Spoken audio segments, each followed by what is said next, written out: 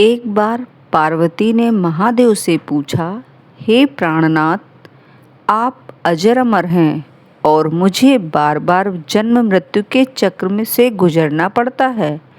ऐसा क्यों है? मुझे भी उस अमरत्व के मार्ग को जानना है। कृपा कर मुझे यह कथा सुनाइए, जिसे सुनकर जीव मृत्यु के भय से सदा के लिए मुक्त हो जाता है। शिव ने कहा कि वे यह कथा अवश्य सुनाएंगे, लेकिन इसके लिए उन्हें एक सुरक्षित और एकांत स्थान पर जाना होगा। गुप्त स्थान की ओर प्रस्थान। अमरता के रहस्य को पूर्णतः गोपनीय रखने के लिए शिव ने पृथ्वी के सबसे दुर्गम और निर्जन कोने, कश्मीर की बर्फीली वादियों की ओर प्रस्थान किया। शिव ने गुफा तक पहुँचते पहुँचते अपने सांसारिक वैभव, शक्तियों के प्रतीकों और अपने प्रिय साथियों को एक एक करके पीछे छोड़ना शुरू कर दिया, ताकि वे पूर्णतः शून्य हो सकें। यात्रा की शुरुआत में सबसे पहले पड़ाव पहलगाम में अपने सबसे प्रिय और स्वामी भक्त साथी अपने वाहन नंदी को यहीं ठहरने का आदेश दिया।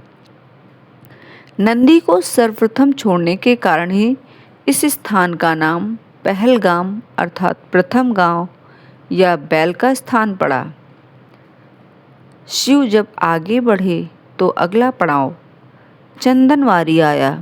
शिव ने अपने मस्तक पर हमेशा विराजमान रहने वाले चंद्रमा को अपनी जटाओं से उतारा और उसे चंदनवारी में रहने को कहा। यात्रा और कठिन होने पर शिव और पार्वती शेषनाग नामक स्थान पर पहुँचे।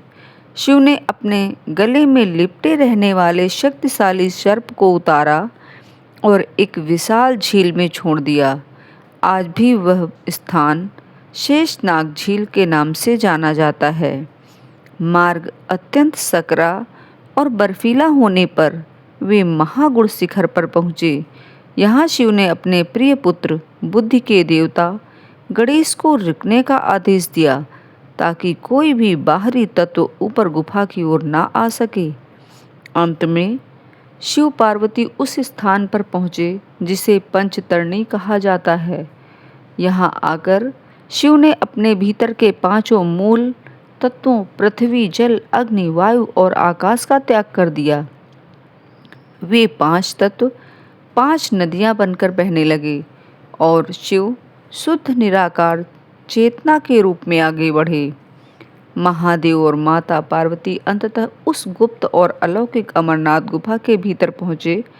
गुफा में प्रवेश करते ही शिव ने सुरक्षा का एक अचूक घेरा बनाने के लिए अपनी तीसरी आंख की ऊर्जा से चारों ओर रुद्राग्नि को प्रज्वलित किया, जिससे गुफा के भीतर कोई आ न सके। इसके बाद महादेव ने अपना आसन लगाया और पार्वती के सम्मुख बैठकर ब्रह्मांड का सबसे बड़ा रहस्य बताना शुरू किया। शिव कथा सुनाते रहे और पार्वती माता एकाग्रचित्त होकर सुनती रही। कथा इतनी गूढ़ और लंबी थी कि थकान के कारण पार्वती गहरी निद्रा में सो गईं। शिव आंखें बंद किए कथा सुनाने में मग्न थे। जब वे बीच बीच में पूछते, पार्वती तुम सुन रही हो ना? तब एक अद्भुत घटना घटी। जब शिव ने गुफा को अग्नि से पवित्र किया था, तब एक चट्टान के पीछे कबूतर के 2 अंडे छिपे रह गए थे, जिन पर वह अग्नि बेअसर रही थी। कथा के दौरान उन अंडों से कबूतर के 2 बच्चे निकल आए थे। जब पार्वती सो गईं, तो उन नन्हे कबूतरों ने शिव की कथा के बीच में हूँ हूँ का हुंकारा भरना शुरू कर दिया, जिससे शिव को लगा कि पार्वती कथा सुन रही हैं। अब अमर कथा समाप्त हुई तो शिव ने अपनी आंखें खोली और देखा कि पार्वती तो सो रही हैं। शिव अचंभित रह गए कि यदि पार्वती सो रही थी तो कथा के बीच में हुंकार कौन भर रहा था। क्रोधित होकर जब शिव ने गुफा के भीतर देखा तो उनकी दृष्टि चट्टान के पीछे बैठे कबूतर के उन 2 बच्चों पर पड़ी। वे अमर कथा सुनकर ज्ञान से तृप्त हो चुके थे। शिव ने क्रोध में आकर जैसे ही उनका वध करने के लिए त्रिशूल उठाया, वे दोनों पक्षी शिव के चरणों में गिर पड़े और बोले, देवाधिदेव, यदि आप हमारा वध कर देंगे तो आपकी यह अमर कथा झूठी हो जाएगी। हमने इस अमर कथा को पूरे सच्चे मन से सुना है, इसलिए अब हम अमर हो चुके हैं। यदि आपकी कथा सत्य है तो हमें मृत्यु छू भी नहीं सकती है। पक्षियों के इस अकाट्य सत्य वचन को सुनकर महादेव का क्रोध शांत हो गया। वे मुस्कुराए और अपना त्रिशूल पीछे हटा लिया। शिव ने उन्हें वरदान देते हुए कहा कि आज से वे दोनों इस पवित्र गुफा के शाश्वत प्रतीक बनेंगे।